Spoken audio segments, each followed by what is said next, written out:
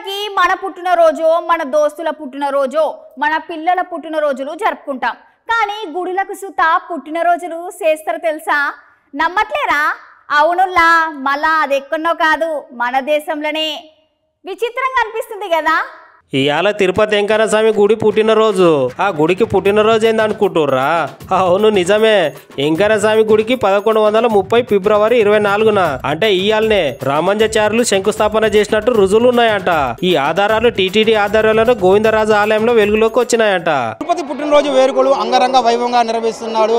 894వ సంవత్సరం పుట్టినరోజు వేడుకలు తిరుపతి నగరంలో తిరుపతి ఏదైతే గోవిందరాజస్వామి ఆలయం నుంచి కూడా సరే మాడవీధుల్లో కూడా సరే మనం చూడొచ్చు.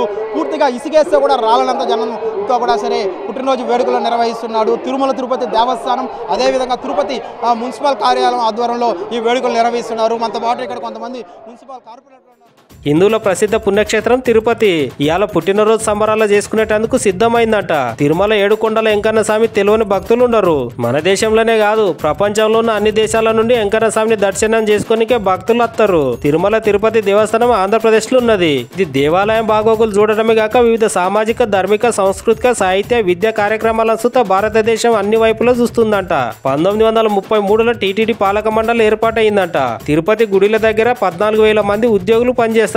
వీళ్ళు దేవస్థానం నిర్వహించే 12 ఆలయాలను, ఇతర కార్యక్రమాలను పర్యవేక్షిస్తారంట. శ్రీ మహావిష్ణువే వెలసినటువంటి శ్రీ వెంకటేశ్వర క్షేత్ర పాదపీఠికలో ఆ వెంకటేశ్వర స్వామికి నిత్య కైంకర్యాలు చేసేటువంటి అర్చకులకు ఒక నెలవుగా ఉండాలన్నటువంటి సదుద్దేశంతో ఆ రోజున ఒక అగ్రహారంగా ఆయన శంకుస్థాపన చేయటం జరిగింది. 24/2/1130వ సంవత్సరం తన 108 సంవత్సరాల వయస్సులో ఎన్ పెరుమారనర్ అనేటువంటి బిరుదాంకితుడైనటువంటి ఆ స్వామి.